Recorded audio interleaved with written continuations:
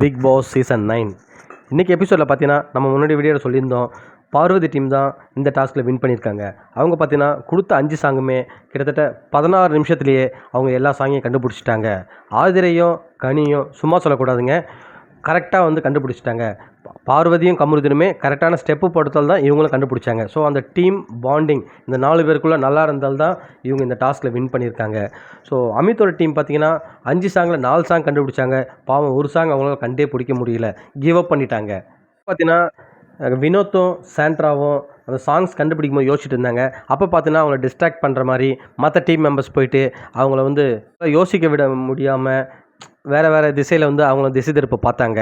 But அவங்களால வந்து கடைசி வரைக்கும் பார்த்தீங்கன்னா அந்த ஒரு சாங் மட்டும் கண்டுபிடிக்க முடியல, மற்ற சாங் கண்டுபிடிச்சிட்டாங்க.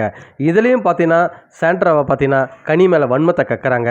ஏதோ பாப்பா பாட்டு நீங்கள் பாடுனீங்க, என் குழந்தைய வச்சு தான் பாடினீங்கன்னு சொல்லிட்டு அவங்கக்கிட்ட சண்டைக்கு போகிறாங்க.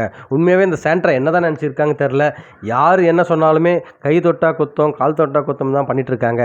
இது உண்மையாகவே ஒரு கேம் ஸ்பிரிட்டுக்கு நல்லது இல்லைங்க. ரொம்ப ஓவராக தான் பண்ணுறாங்கன்னு எல்லாருக்குமே தோணுது. ஆனால் அவங்க நல்லாவே ஓவர் ஆக்டிங் பண்ணுறாங்க. இது கேம் பார்க்குற எல்லாருக்குமே தெரியும். இந்த வீக்காகவே பிரச்சனை போனதுலேருந்தே அவங்க இந்த மாதிரி ஒரு கேமை தான் விளையாட்டுருக்காங்க. அப்பப்போ எதாவது பேசிகிட்டு இருக்காங்க, நீங்கள் என்ன தான் கார்னர் பண்ணுன்னு சொல்லிட்டு தனித்தனியாக உட்காந்து அழறாங்க. யார் கூடயும் மிங்கிள் ஆக மாட்டாங்க. ஒருவேளை இதுதான் அவங்களோட கேமான்னு தெரியலங்க.